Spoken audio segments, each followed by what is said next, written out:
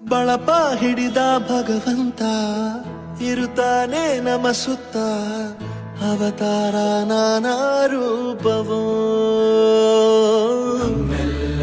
ಹಣೆ ಬರಹ ತಿದ್ದಿ ಬರೆಯಲು ಕತ್ತಲೆಯಿಂದ ಬಹಂತ ನಮ್ಮ ಕೈಯ ಹಿಡಿಯುತ್ತ ಕರೆದೊಯ್ದ ಬೆಳಕು ತೋರಲು ನಯವಾಗಿ ಗದರೋದು ನಮ್ಮ ಬೆಳೆಸಲು